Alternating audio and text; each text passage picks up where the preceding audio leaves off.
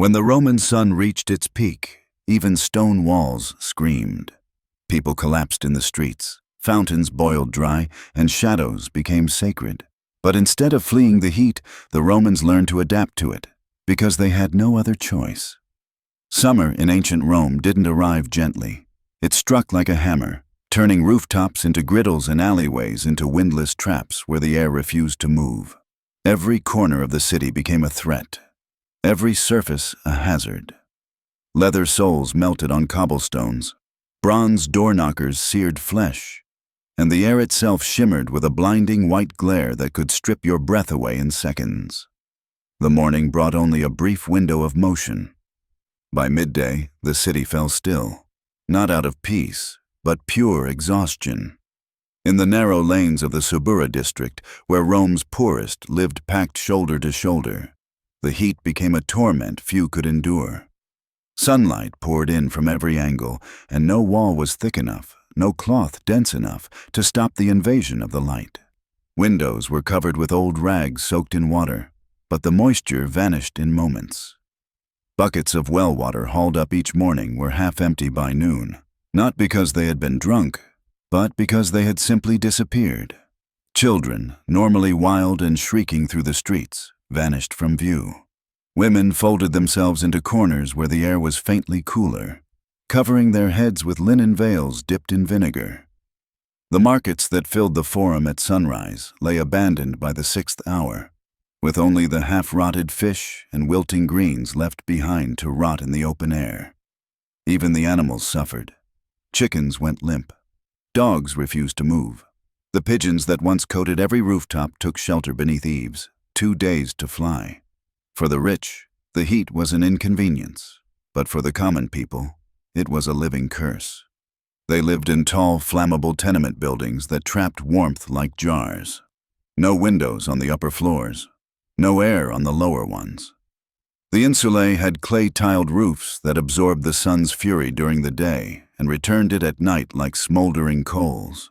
Fire was a constant fear.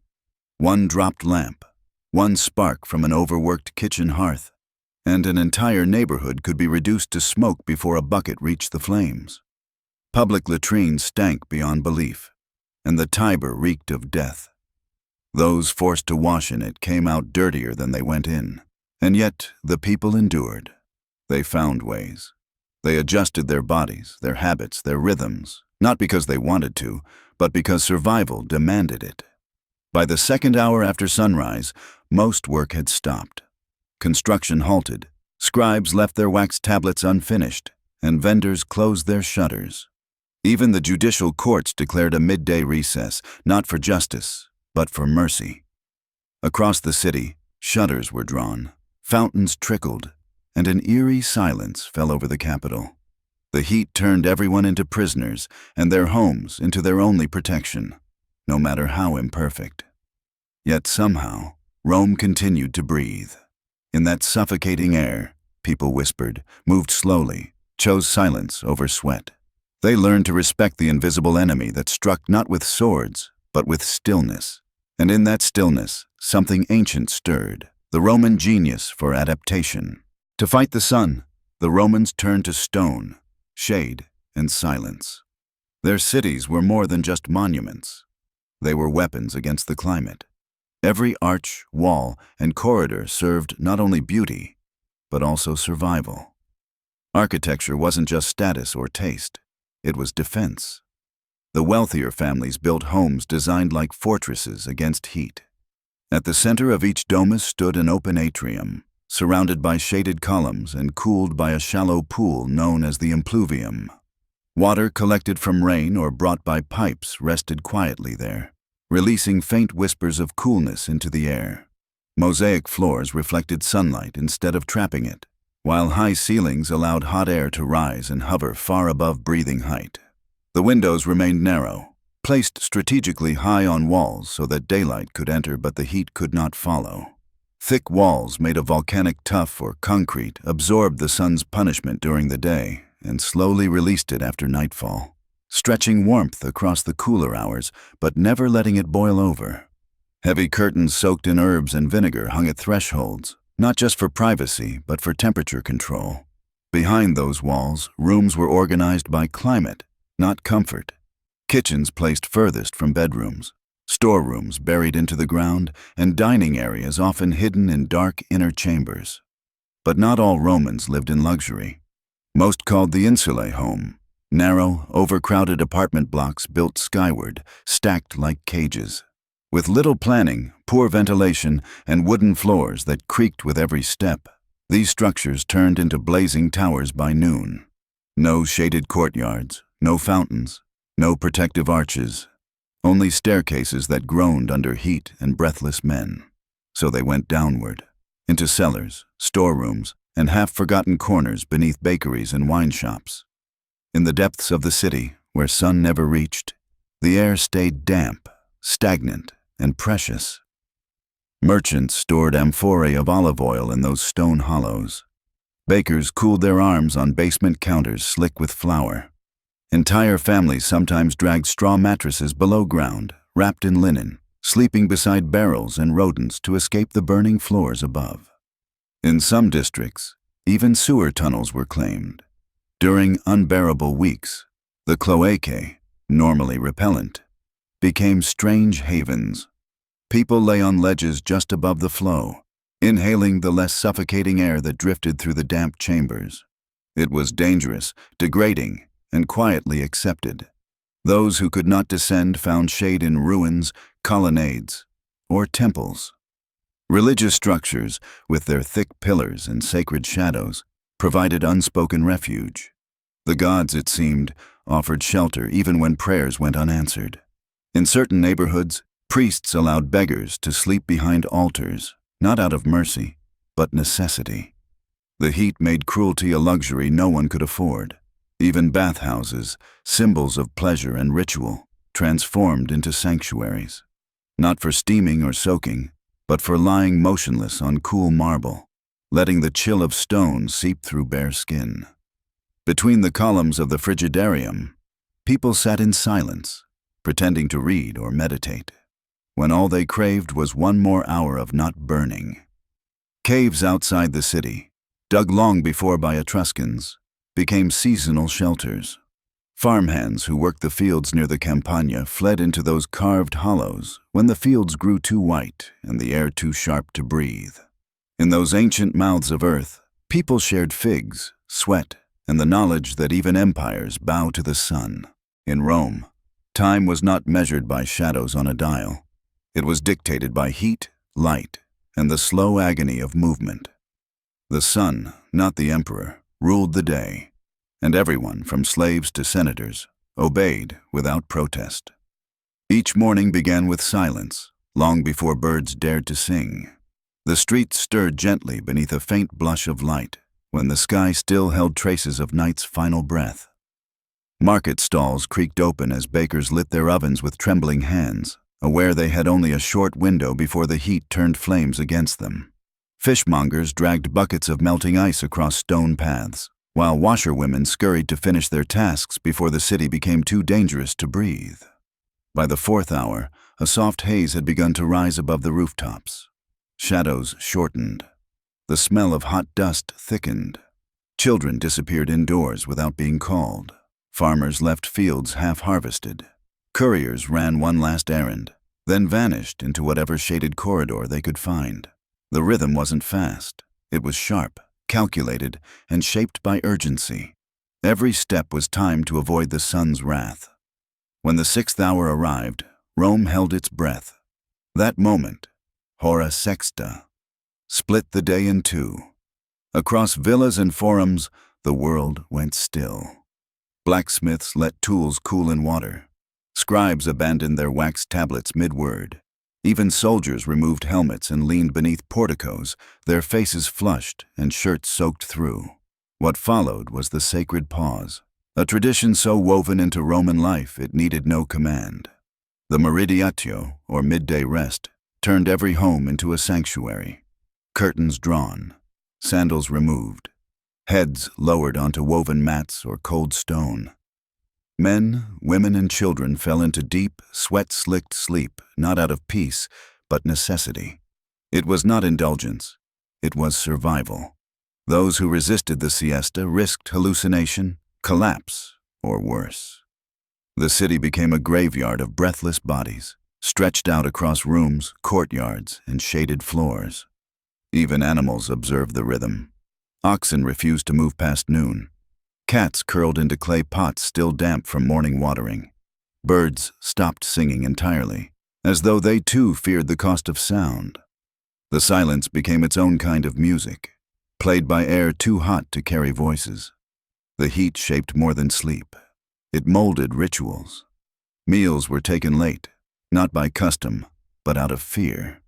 Fires for cooking were lit only after dusk, when the walls of every insula had finally cooled enough not to ignite. Families gathered under pergolas or rooftops, feasting beneath grapevine shadows while sweat slid down their backs. Bowls of lentils, cooled bread, and olives soaked in vinegar replaced heavier dishes that once signaled celebration. Summer did not allow for excess. It demanded restraint, simplicity, and silence between bites. Public gatherings, forums, games, speeches happened only at dawn or long after dark. Gladiators fought their blood-soaked battles before the third hour, while senators met beneath covered galleries where servants sprayed rosewater into the air. Even crimes shifted in timing. Thieves struck before sunrise, knowing their victims would be weakest and least alert. The heat erased hours, bent habits, rewrote schedules. It taught Romans to live in arcs, not straight lines, to rise early, vanish briefly, return slowly. It sculpted patience, sharpened instincts, and demanded a kind of reverence usually reserved for gods. Over time, people stopped asking when something would happen. They began asking, how hot will it be then? Plans were made not by preference, but by pressure, the invisible kind, pressing into flesh and bone. Rome moved not by will, but by temperature. The sun taught Romans something no law or army ever could, that the strongest force in life is not ambition, but adaptation. In a city scorched by relentless heat, nothing held more power than water. Not gold, not titles, not influence. Only the ability to stay cool separated survival from suffering. For Romans, water was more than sustenance. It was strategy, status, and salvation. Across valleys and mountains, stone veins pulsed with cold currents carried from distant springs. Aqueducts, towering silent giants, moved with quiet dignity through the countryside, stretching over fields and ravines, feeding a city that could not breathe without them. Their arches cast long shadows across dust-coated hills, and beneath each curve flowed the lifeblood of Rome, clean, swift, invisible to many, but sacred to all. Within the city, water trickled into every corner deemed worthy by engineers and rulers. Public fountains, some carved with marble gods, others plain and chipped, stood at crossroads and forums. There, women filled clay jugs beside barefoot children, while old men splashed their faces in trembling ritual. It was not just a task, it was a moment of hope, repeated each day with the same reverence as prayer. But water did not fall equally across the social map. In grand villas tucked behind high stone walls, private fountains gurgled endlessly, shaded by fig trees and cooled by breeze-blocking colonnades. Wealthy households received a personal share, piped directly into basins, gardens, and ornamental pools that glistened in the afternoon gloom. Servants soaked linens in chilled basins, placing them over doorways and bed frames to lower the air by mere degrees that meant everything. Beneath bathhouses, tanks the size of temples collected thousands of gallons daily, fed by underground channels and redirected with mathematical precision. The cold rooms, frigidaria, remained sanctuaries even in peak summer. Citizens lingered inside not to bathe, but to sit motionless on damp benches, their skin pressed against slippery stone, their breaths shallow, measured, slow. Every drop of coolness was borrowed time. Children chased dripping water trails across the forum floor, giggling until exhaustion stole their voices. Vendors kept amphorae half buried in shaded soil, hoping the earth's chill might keep their contents palatable a few hours longer. Thieves, knowing the value of moisture, didn't always steal coin. Sometimes they made off with jugs, bowls, and dripping ladles, disappearing into alleyways before justice could catch them. Temples also played their part. During sacred festivals, priests mixed rosewater with melted snow carried from distant peaks. The scented mist, flung gently into the air with woven fans, drifted through crowds gathered for ceremony. A brief ecstasy, not divine, but entirely physical. Worshippers lifted their arms not toward gods, but toward droplets suspended above them, hoping one would touch their face. Yet for every fountain flowing freely, another lay dry, clogged, stolen, or redirected. In poorer districts, fights broke out over access. Lines stretched long into twilight, with jugs clinking like armor and tempers boiling faster than the water could be drawn. Some carried water on their shoulders across entire neighborhoods, only to spill half-climbing broken stairs or dodging passing carts. Wells, too, became sacred grounds. Dug deep and lined with care, they breathed cool air into narrow courtyards and alleys where shade was rare and hope even rarer. People descended slowly, rope by rope, breath held against the sour scent of damp stone. Children dropped coins into the dark and whispered wishes, not for toys or sweets, but for cooler days and long rains. Rain itself was mythic. When clouds finally gathered, when the sky turned iron and the smell of petrichor rolled in like thunder, entire neighborhoods froze. Pots were rushed to rooftops, sheets laid across ground. People wept as the first drops struck their skin like coins from heaven. The city didn't just welcome rain, it worshipped it with trembling mouths and uplifted hands. Even with aqueducts, shaded walls, and marble pools, the heat never truly surrendered. It seeped into flesh, settled beneath skin, and turned each heartbeat into a silent protest. Romans couldn't rely on structures alone. They needed strategies, rituals, and strange inventions to cool the body from within. One of the simplest, yet most widespread remedies began with cloth. Linen strips were soaked in vinegar or rosewater, then tied gently around the temples, wrists, or neck. The evaporation brought fleeting relief, not enough to lower fevered minds, but enough to keep walking without collapsing. Women pressed these damp bands into children's armpits.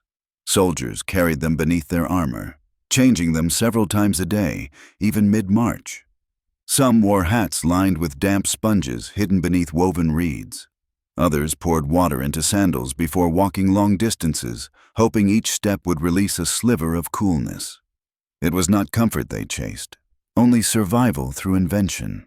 Feathers and palm leaves became tools of defense.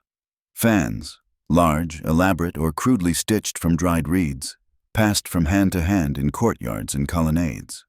The wealthy, of course, never held them. Slaves stood in corners, moving air with rhythmic grace while their masters napped or dined. In some homes, two servants worked in unison. One fanned, while the other held a shallow bowl filled with snow brought from distant mountains before it could melt entirely. Snow, though rare and expensive, was not reserved for spectacle. Some froze it into jars buried beneath floors, surrounding bedrooms with clay bricks meant to hold the cold through dusk. Others wrapped it in cloth and pressed it against the back of the knees, a sensitive spot where vessels ran close to skin. For those who could afford it, snow was not a luxury. It was a weapon. The body itself became an arena of experimentation. Romans believed the blood could be cooled through specific meals, oils, and daily habits. Instead of thick stews or roasted meats, people ate raw vegetables dipped in vinegar or lemon. Meals included mint, celery, lettuce, and mulberries soaked in chilled honey. Wine, watered down and served with crushed herbs like wormwood or hyssop, was thought to lower internal fire. It didn't always work, but the illusion of relief often mattered more than results. Oils, applied generously, played a strange role in personal defense. Some rubbed sesame or poppy oil onto their skin at dawn, believing the slick surface would reflect sunlight and prevent burning. Others mixed oils with powdered chalk or marble dust, not for vanity, but to protect their arms and faces from blistering winds that carried the heat like knives. But not every method was safe. Desperation bred dangerous ideas. Some physicians recommended drinking mixtures laced with crushed pearls, lead filings, or powdered coral, claiming they cooled the liver. These potions often poisoned more than they healed. Still, those tormented by unending fever or night sweats drank them anyway, driven less by logic than by the hope that anything was better than this burning stillness. Even clothing became a battlefield. The rich wore loose tunics of imported Egyptian linen, fine enough for air to pass through but strong enough to hold form. The poor wore coarser cloth, soaked before dressing, clinging heavily to their skin in hopes of retaining moisture longer than bare flesh could manage. Children, when possible, wore nothing at all, allowed to move freely, slick with oil, and shaded by nothing but moving shadows. And then there were the rituals. Before sleep, bodies were washed in cold water, not in baths, but in large ceramic bowls hauled from courtyards. Elderly women rubbed herbs into joints to close the fire gates. Mothers whispered old sayings over infants' foreheads while sprinkling water across their brows. These were not just habits. They were inherited wisdom, born of countless summers and too many funerals. Rome had conquered cities, ruled seas, and written laws for the world. But when it came to the sun, all it could do was improvise, adjust, and endure. Its citizens became artists of discomfort, masters of invention, and believers in tricks that gave them one more hour of peace. When dusk finally came, it brought no mercy. The sky darkened, but the heat clung to every wall, floor, and breath. Daylight ended, yet the suffering continued, quieter, deeper, harder to escape. Rome did not sleep. It endured the hours between exhaustion and dawn with clenched teeth and shallow breaths. Inside the tenements, brick still radiated the fire they'd absorbed. Bedrooms turned into furnaces, their walls pulsing with trapped warmth, their ceilings weeping condensation that evaporated before it could fall. The poor had no options. They opened their shutters, hoping a breeze might drift through, but found only more air, thicker and heavier than before. Children cried without understanding why. Parents sat in silence, their bodies too drained to speak, too damp to touch. In wealthier quarters, different rituals unfolded. Beds were dragged onto rooftops. Servants laid mats beside vines or marble balustrades, praying the elevation would offer a cooler breath. Some scattered mint leaves along the ground, believing the scent might trick the brain into feeling fresher air. Others wrapped their masters in wet cloths, leaving the feet bare to invite the night in. But often, even luxury failed to buy relief. Few could lie still for long. The heat curled beneath the skin, stirred the nerves, chased comfort from every limb. People turned from side to side, pressing their cheeks against clay pillows soaked in cold water earlier that evening. Within minutes, the moisture was gone, and the surface burned again. Some whispered to the gods. Others bit their knuckles, forcing silence upon their bodies when rest would not come. Many chose to move rather than suffer motionless. Courtyards filled with pacing figures, shirtless men, veiled women, barefoot children. They walked in circles, slow and soundless, not seeking sleep but escape from their beds. Each footstep tapped against stones that never cooled, each breath shallow, as if deeper air might ignite something within. In temples, priests lit no candles during summer nights. Worship happened in darkness, not out of mystery, but necessity. Fires stayed dead. Incense remained unburned. Even offerings were given cold. Bowls of fruit left on altars beneath flickering starlight, as if the gods themselves feared flame. Stranger customs grew from this restless season. Some filled shallow basins with rainwater and placed them beside sleeping infants. Others hung damp cloths across doorways, watching as they dried to stiffness within minutes, then soaking them again and again through the hours. Wealthy households sometimes commissioned silver wind chimes, hoping their soft music might distract from the torment of unmoving air. There were those who abandoned their homes altogether. By the riverbanks, makeshift beds of reeds appeared after sundown, not for comfort, but desperation. Families lay beneath trees, insects circling, dew forming slowly on their skin. It was dangerous. Thieves prowled. Snakes moved freely through underbrush. But anything felt better than waiting inside a stone cage until morning arrived. Sleep became fragmented. A few moments here, a short breath there. Not rest, but absence, brief and unfinished. People woke gasping, their bodies drenched, their heads spinning.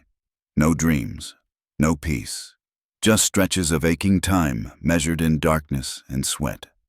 Some turned to prayer. Others relied on mixtures of crushed herbs and diluted wine to lull the body into brief submission. Few substances helped. Most simply added confusion or stomach pain, traded one torment for another. Still, they tried, because doing nothing meant facing the heat alone, with no barrier between flesh and fire. And yet, each morning they rose, not with energy, but necessity. Eyes bloodshot, limbs stiff, voices low. The baker lit his oven. The vendor stacked his figs. The child fetched water. Because in Rome, even sleeplessness was not an excuse. Life continued, slower, heavier, cracked at the edges, but always forward. Strangely, the hottest weeks were not just a time of hardship. They were also sacred, marked by festivals that danced between agony and celebration. Romans, rather than hiding from the heat, turned it into ritual, something symbolic, powerful, even divine. Each year, as midsummer approached and the earth seemed to shimmer, the city prepared for Neptunalia, a festival not of fire, but of water. Held during the fiercest heat, it honored Neptune, god of seas and flowing springs. Romans didn't gather in temples for this feast. They built shelters in open fields from leafy branches and tattered cloth, creating green huts where people reclined beneath trembling shade, drinking watered wine and eating cold food with bare hands. Inside these temporary shelters, laughter mixed with caution. No one forgot the danger outside. Songs were sung softly, games played lazily, movements drawn out like shadows stretched across dry ground. It was not a celebration of abundance, but a prayer for preservation. The green roofs above were not decorations. They were symbols of protection from a sky that no longer forgave. Other festivals took stranger forms. At dusk, bonfires were lit on rooftops and crossroads, not for warmth, but for cleansing. Fire, once feared, was now welcomed as purifier. The flames were fed with dried herbs, old cloth, and scraps from the home. People believed the smoke would drive out summer spirits, malicious forces born from prolonged heat and sleepless nights. Children ran around the flames barefoot, their feet blackened, their eyes wide with both fear and delight. Priests organized processions before sunrise, carrying statues of water deities across the city in complete silence. The air still held the weight of the previous day, but people followed, heads lowered, faces wet with oil, robes heavy with moisture. At each stop, bowls of milk and honey were poured into the earth. Not a drop was wasted. Every offering was a message to the gods. We have endured, but we cannot endure alone. Even private rituals took place during these weeks. Families fasted until sunset, bathed without words, and lit no lamps indoors. Fathers placed handfuls of salt and rosemary on windowsills to cool the walls.